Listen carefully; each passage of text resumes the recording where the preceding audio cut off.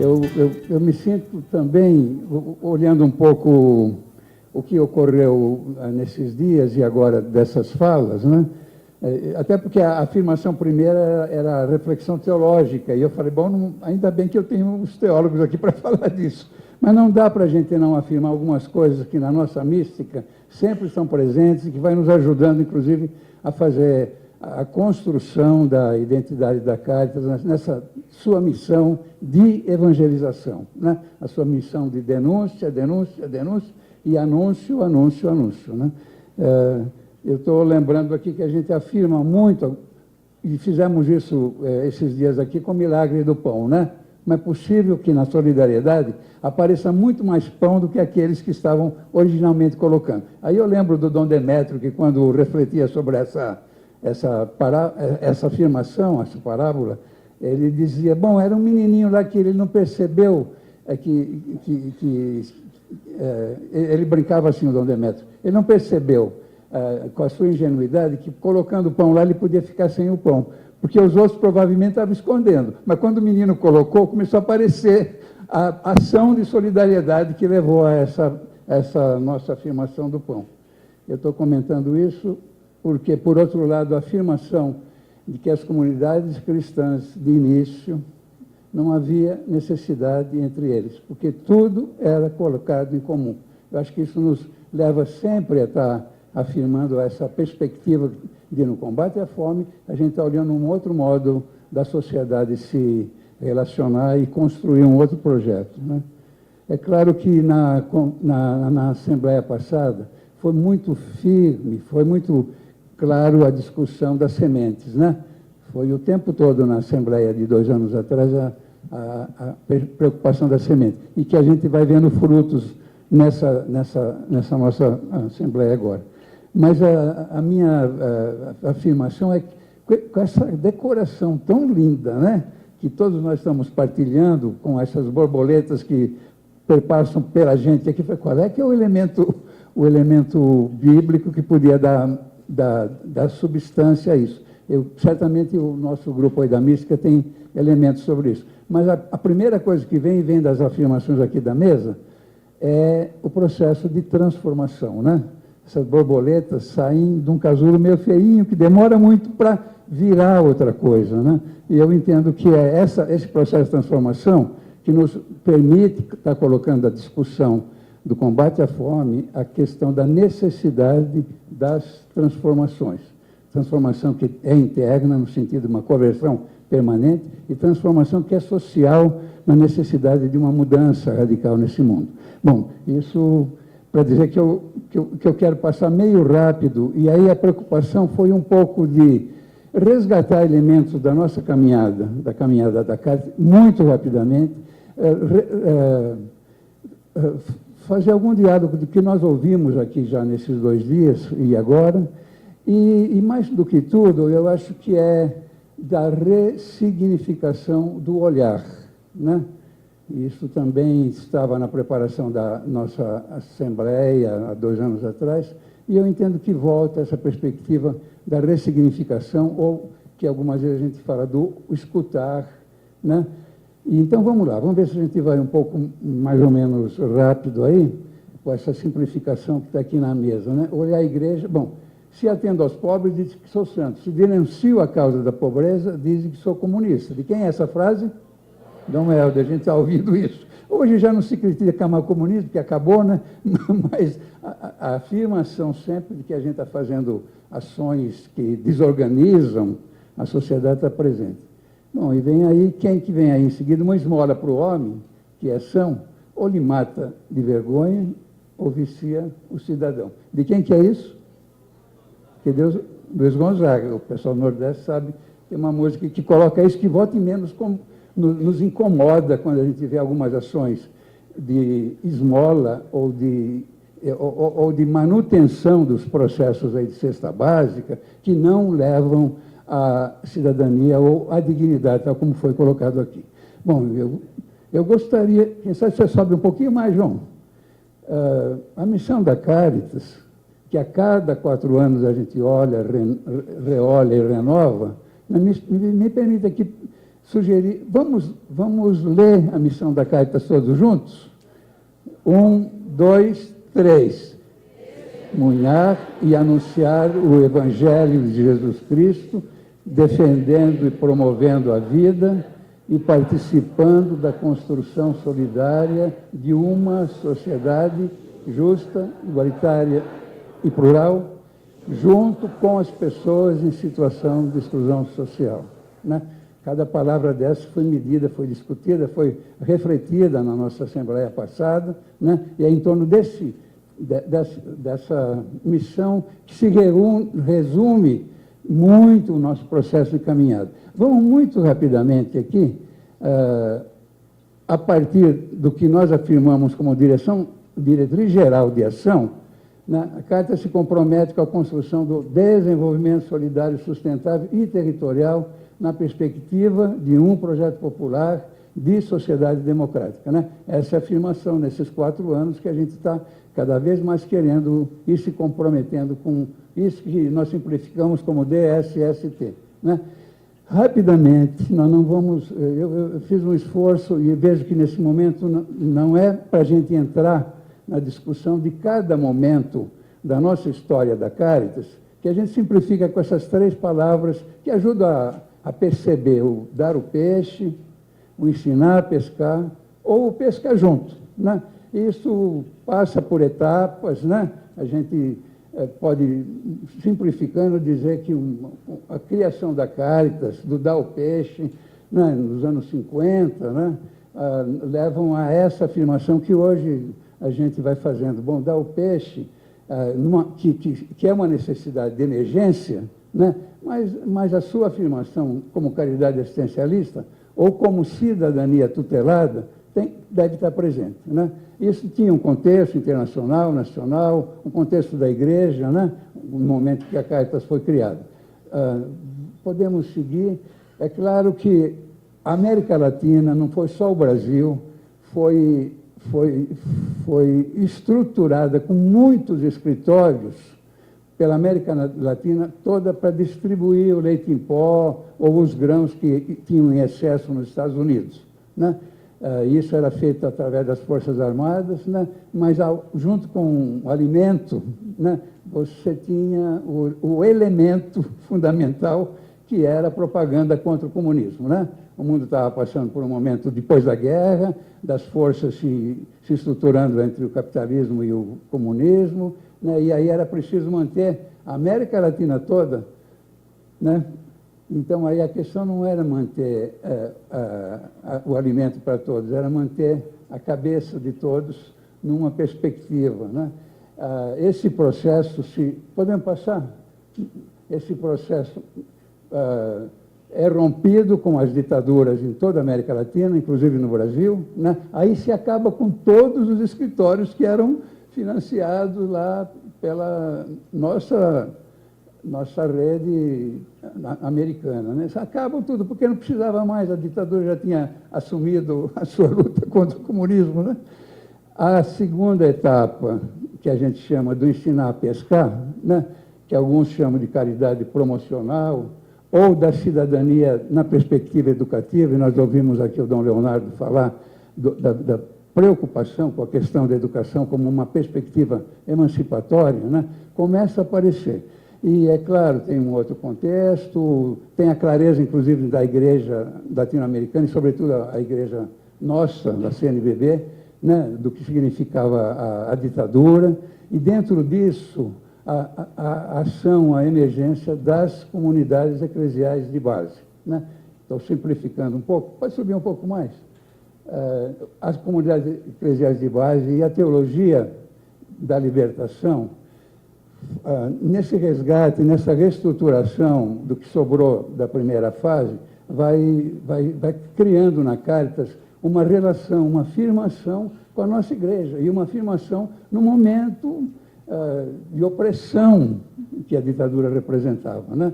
E por aí começam as primeiras iniciativas que a gente pode afirmar que tem a ver com essa caminhada para o desenvolvimento sustentável e solidário. Esse nome não estava tão claro e presente lá.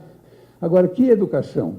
qual era a perspectiva educativa que foi tomando força e hoje a gente tem uma afirmação. A gente não está falando exatamente da educação formal da escola, a gente está falando da educação que se faz na construção dos grupos, das comunidades, das associações, né? Isso tem um nome hoje para nós, que é educação popular, né? Isso tem um nome para a gente, sobretudo lá no semiárido, que é a educação contextualizada, né? E se olhar um processo de compreensão da sociedade que permite fazer a relação entre o sujeito, a pessoa e o seu território, né? Seguimos um pouco mais para frente. Bom, lá para o início os fins de anos 80, do 90, a perspectiva que a Caritas vai assumindo da caridade libertadora ou da cidadania participativa vai tomando força, né?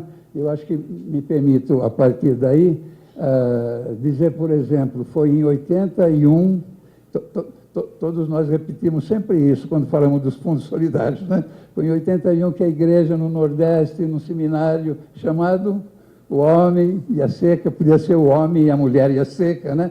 Assumiu que as ações que a igreja devia fazer, devia romper com a perspectiva assistencialista, e aí vem os fundos, né? Os fundos de apoio a pequenos projetos, que na minha relação tem a ver com o CAPA, lá no Sul, né? E a nossa relação hoje de integração das organizações que trabalham com fundos de apoio a pequenos projetos, que hoje a gente chama cada vez mais de fundos solidários, né?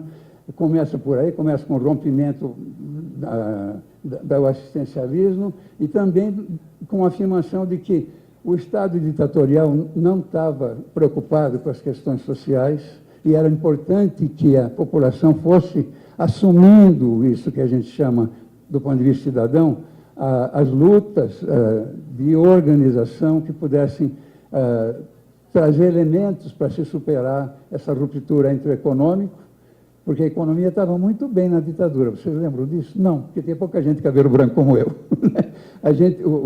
A economia ia muito bem, mas o povo ia mal. Na economia tinha os melhores índices de crescimento, mas a gente avançou cada vez mais nos índices de concentração de renda do país. Bom, ao falar em índice aqui, eu também tenho que lembrar. O Dom Mauro, na segunda-feira, dialogando com o a nossa FAO, né, das Nações Unidas, e que tem, de fato, um esforço para fazer que no mundo se reduza a miséria, mas qual era a meta do milênio que a FAO nos apresentou? Reduzir em 50% a fome no mundo, né?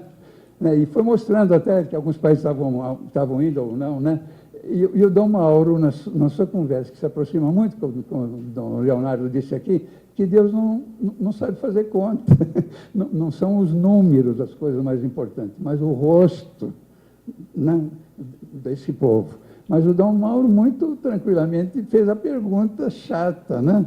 Que era a pergunta assim: bom, quem é que determinou que 50% vive e 50% morre, né? Quer dizer, nós estamos definindo que a sociedade, né, reduz em 50%, que significa que outros 50% vai continuar passando fome, né?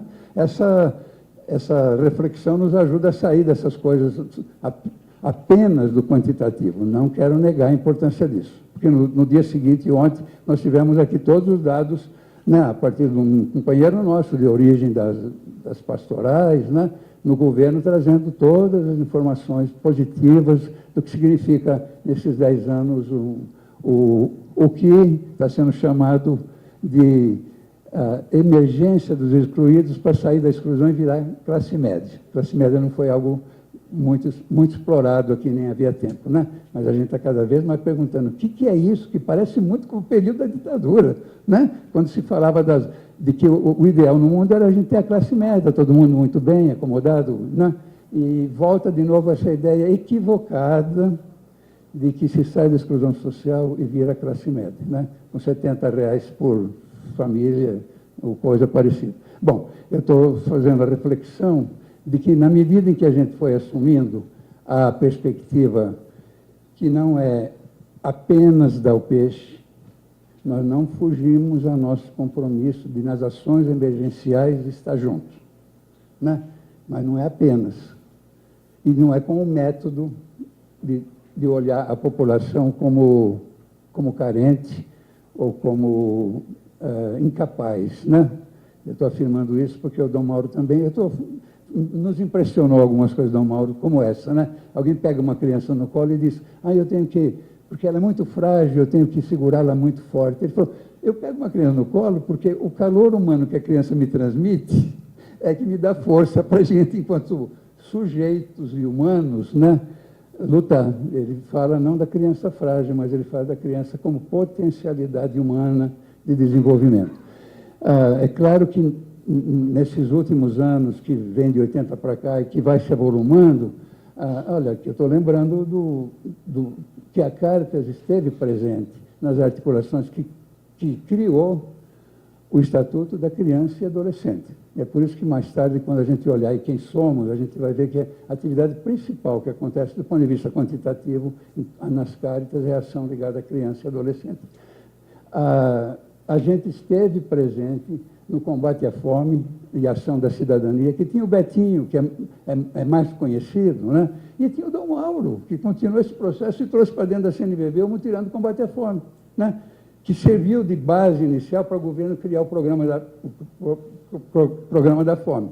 Mas a gente sabe, depois que as coisas viram o governo, e num processo contraditório como esse, aquilo que era a origem da campanha, do mutirão, de combater a fome, acaba virando outra coisa, né? Eu estou querendo trazer elementos de como é que a gente foi se aproximando na linha da discussão de combate à fome, de sair da doação para uma ação ativa, uma ação de olhar diferentemente os nossos grupos do mundo da exclusão, né? Aí vem a reflexão sobre políticas públicas, a reflexão sobre a relação de direitos humanos com o que a gente vem fazendo, a reflexão sobre a convivência com o semiárido, essa explosão da economia solidária que nos permitiu fazer ponte entre os fundos de pequenos projetos e uma ação de um projeto de sociedade que tem uma outra economia como perspectiva, né? É por aí que a gente vem nesses últimos 20 anos, avançando numa caminhada que nos leva a essa afirmação da diretriz nacional do desenvolvimento sustentável, solidário e territorial. Seguimos, João, pode subir um pouco mais? Nesses últimos anos, né, nós temos tido, e aí vem essa coisa de olhar o que está acontecendo na sociedade, né? Vem a nossa participação no Fórum Social Mundial, no começo da década do século, né? Vem a nossa participação na Cúpula dos Povos, o ano passado, com Caritas do mundo todo, e o nosso Chico junto aqui, animando a nossa mobilização para uma reflexão sobre o Rio +20, né? Tem essa situação da crise internacional, que o Brasil aparentemente sai bem, né? Que tem uma crise, e nessa crise a gente continua crescendo e continua, segundo a afirmação aqui, distribuindo renda, né? E isso traz uma necessidade da gente olhar essa coisa da classe média, a gente olhar coisa que não se fala, o aumento da violência, a gente olhar os escândalos de desvios públicos que nós, enquanto Caritas, assumimos com todas as pastorais sociais da igreja, a luta pela ficha limpa, que a gente consegue ver, e depois o Roriz vira candidato aqui mesmo, né? Falando aí para nós, o povo do DF. E isso em alguns outros lugares do país. Eu estou dizendo que esse caminho, né, que nos leva, por exemplo, a estar há 10 anos nessa luta do marco regulatório, né? A gente está comemorando 10 anos, desde a CPI que foi feita lá em 2003, né, buscando de que na nossa legislação exista uma clareza do papel fundamental das organizações da sociedade civil. A gente não fala ONG porque a ONG já virou, algumas vezes entre nós mesmos, uma coisa meio distanciada. A gente está falando de organizações que não são governamentais, portanto são da sociedade civil, que precisam ser reconhecidas como organizações fundamentais para o processo de democracia e para o processo de desenvolvimento, né? Vocês estão com a cartilha que a gente está distribuindo, estão com uma carta que estão recebendo de um processo aí de mobilização para que em fevereiro a gente tenha um encontro nacional, mas a partir das bases. E aí a gente está chamando as Cáritas a essa ação de articulação pelas bases para a gente enfrentar aquilo que o diálogo com o governo não está permitindo. O Dona Leonardo está aqui, a Dona Leonardo volta e meia fala para a gente do cansaço desse processo de não diálogo que está ocorrendo, né, com o governo e aparentemente com uma situação de um governo que até junho estava com 80% de aceitação, né? Os movimentos que nós aqui fizemos um lado simbólico de mobilização, é que está dizendo que nesse Brasil não está tudo muito bom, não, né? É preciso dar uma olhada de outro jeito. E essa olhada, inclusive, nos leva a estar afirmando esse nosso compromisso da Carta com os processos de mobilização, né?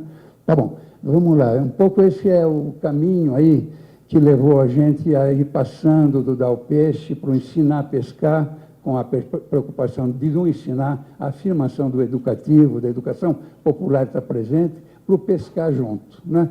Pescar junto simplificando, gente. A gente fala pescar junto porque Paulo Freire diz assim, alguém ensina ao outro? Ninguém ensina a ninguém. E aí a gente não se coloca como alguém superior ao outro, para quem a gente vai ensinar coisas, né? Agora, troca de saberes que mais do que nunca hoje, com essa crise do mundo, com a crise, inclusive, de uma perspectiva mais estruturada de um outro projeto de sociedade, nós estamos dizendo, esse outro projeto de sociedade ou é construído com quem está sendo vítima desse projeto, desse sistema hoje, ou nós vamos ficar inventando coisa para que o povo se integre nela, né? Acho que essa é a afirmação do pescar junto, né? Nós estamos no mesmo barco, a gente está na beira do mesmo rio e a gente está com os nossos grupos, com as nossas comunidades e com a articulação no campo dessa outra perspectiva que já saiu aqui, eu estou me permitindo colocar, nós falamos da igreja, fazemos parte da igreja, fazemos parte institucionalmente da igreja, agora a igreja institucional e a igreja povo de Deus, né? Que amplia essa perspectiva institucional e que nos leva às preocupações e compromissos ecumênicos, né? Mas compromissos com os homens e mulheres de boa vontade do mundo, né? Essa é a afirmação do Natal, a gente está se aproximando da paz na... Como é que é? Glória a Deus nas alturas e paz na terra, homens e mulheres de boa vontade, né? Eu estou me permitindo agora também, Romy, fazer algo... É tão bom a gente ouvir que lá no começo do mercantilismo, Lutero já tinha afirmações radicais contra os processos de comércio injusto, né?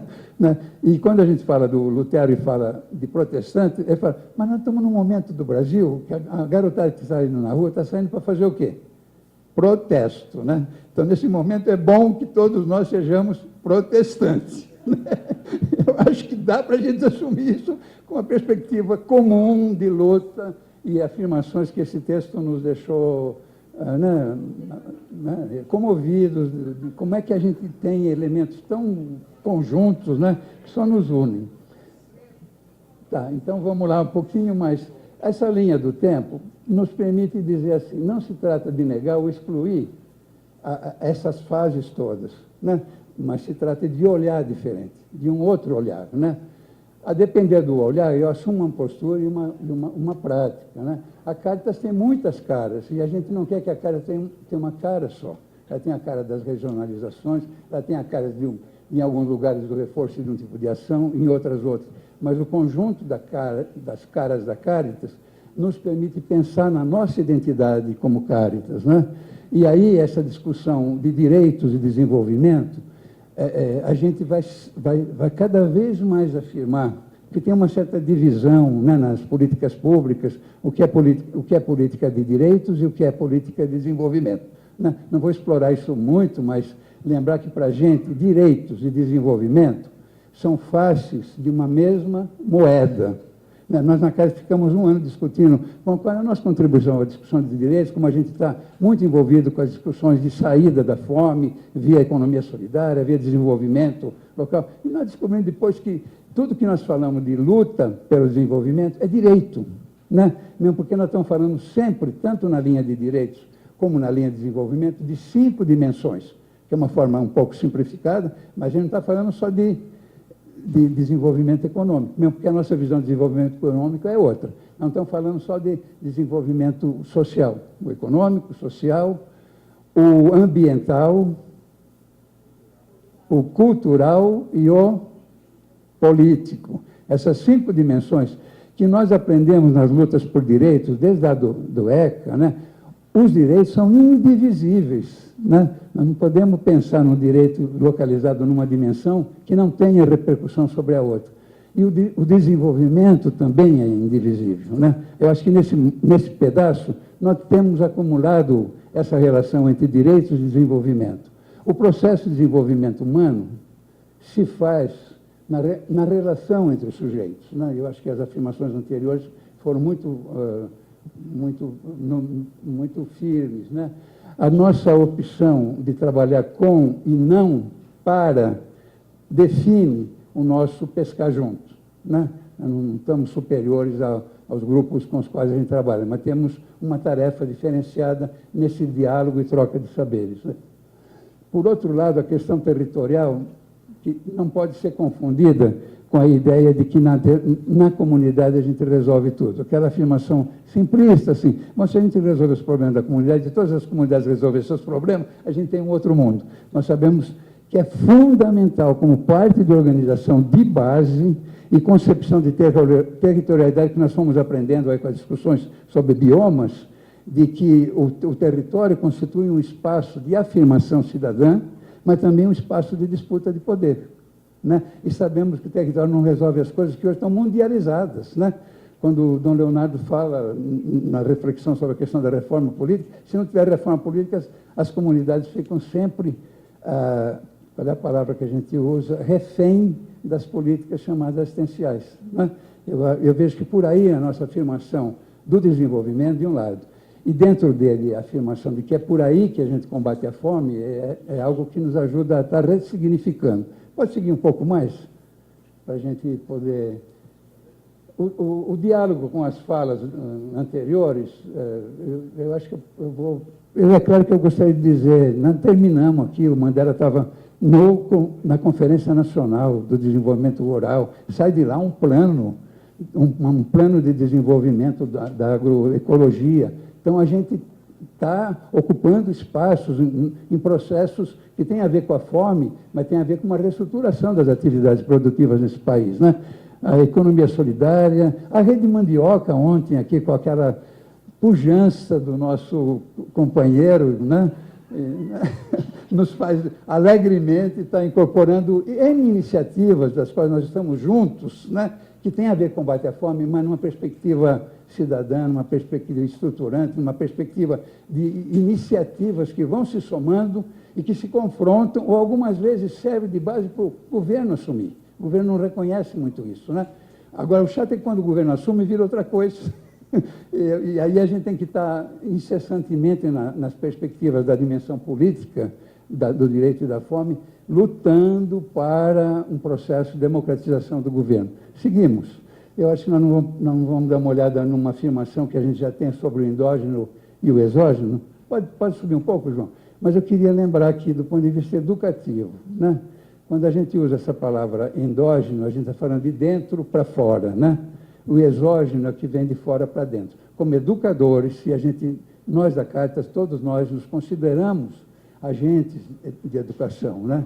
Quando a gente fala do desenvolvimento endógeno, a gente fala desde lá os gregos, né, que nos permitem dizer a educação é algo de tirar de dentro, né, que vem das potencialidades. Por aí a gente passa a tratar as pessoas não como algo que a gente vai enfiar informação, mas algo que pode desabrochar tanto para os grupos com os quais a gente trabalha, quanto para mim mesmo, né? Acho que essa é a ideia do endógeno, que tanto cabe como educação, mas cabe também quando a gente olha a sociedade como um todo. Quer dizer, nós temos um país, ou uma América Latina, cujo desenvolvimento dela é exógeno, vem de fora para dentro, né? E nós estamos querendo falar da afirmação cidadã, que cada vez mais a nossa perspectiva do desenvolvimento tem que ser endógena, de dentro para fora, levando em conta as potencialidades de cada um de nós e as potencialidades que vêm dos recursos humanos, da natureza do Brasil, que não pode ser tão precarizada como os grandes projetos estão permitindo. Vamos lá. O olhar me trouxe, nós não vamos fazer o exercício aqui, eu sei que uma parte de vocês já conhece esse desenho. Conhece? O que é que vocês estão vendo aí? Sobe um pouco mais, João. Que estão vendo, nós não vamos ter tempo, e eu já estou beliscado aqui no lugar. Alguns veem uma velha e alguns veem uma jovem. Eu já não consigo mais olhar esse desenho e ver a velha. Claro,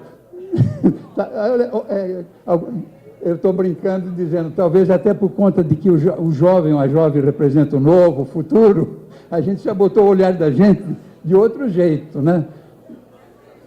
Vocês estão perguntando, cada um está vendo um jeito, mas nós não vamos resolver isso aqui, não. É para nós lembrarmos que a maneira de eu olhar as coisas, uma mesma coisa pode ser vista de maneiras e formas diferentes. Cristina, foi bonito aqui, ainda nos emociona. Primeira articulação, mobilização que os catadores fizeram aqui em Brasília e definiram-se como sujeitos de desenvolvimento, né? Da assistência a creches para criança aos sujeitos de direitos, né? Nós vamos continuar, que deu o nosso padre de Campo Limpo, nós vamos continuar fazendo a creche um lugar de desenvolvimento da cidadania. Nós não estamos substituindo o governo, ao contrário, é a experiência rica que o povo de Campo Limpo tem. Nós estamos fazendo aquilo que o governo não consegue fazer, mas estamos lutando para que o governo assume cada vez mais essa perspectiva. E, nesse caso, a nossa participação no ECA, há 15 anos atrás, foi definitiva para também, dentro da carta, a gente olhar a discussão do nosso PIA, que depois virou PIAGE, né, de um outro jeito. Da ação emergencial e das campanhas frente a desastres como um fim em si mesmo, né, e vão continuar tendo os desastres, e vão continuar fazendo a reflexão crítica que os desastres não são tão naturais assim, e agora, sobretudo, com a reflexão das mudanças climáticas, cada vez mais, estou vendo o Ivo aí, que tem nos favorecido essa reflexão, a gente sai para uma outra coisa, que é a perspectiva da gestão de risco, que é a perspectiva da luta por reconhecimento, que é preciso que tenham políticas de governo que trabalhem em prevenção e que trabalhem a mobilização social quando das situações de emergência, né? Isso muda a nossa perspectiva de emergência. Muda tanto que até internacionalmente o Magalhães está trabalhando uma articulação internacional para mudar a perspectiva metodológica, né, para que essa questão de direitos e de políticas públicas seja presente. Das ações orientadas às demandas específicas, à construção de um projeto popular, né? Aí vem as semanas sociais, os plebiscitos, né? Esses exemplos nos permitem dizer que a gente tem uma caminhada, a gente tem um fôlego, a gente tem elementos para enfrentar aqui no Brasil essa discussão sobre a fome, que não seja simplesmente a gente se incorporar à busca ativa. Eu imagino que todos nós, e ontem com o companheiro que falou do Ministério, a busca ativa é, bom, a gente não consegue mais saber onde é que tem pobre, então a gente tem que buscar os poucos que faltam para virar classe média. Eu estou exagerando aqui, mas... né? E nós estamos falando que a gente tem um outro olho, um outro jeito de olhar isso, né? Que não necessariamente se restringe à busca ativa, né? A gente tem um jeito de olhar que é o seguinte, nós vimos o rosto aqui de diferentes expressões dos nossos grupos, né? Porque aí tem rosto, tem cara, tem gente, né? E a gente está afirmando algo do tipo assim, onde o Brasil esconde a sua miséria? Onde o Brasil esconde a sua miséria, a sua pobreza, né? É isso que a gente quer ajudar a refletir pelo Brasil todo e que faz parte dessas afirmações que não dá para discutir a questão da fome separada da questão de desenvolvimento, né? Isso tem que estar junto numa metodologia que cada vez mais a gente vai se apropriando dela. Obrigado e desculpe. Estou cheio de beliscão aqui.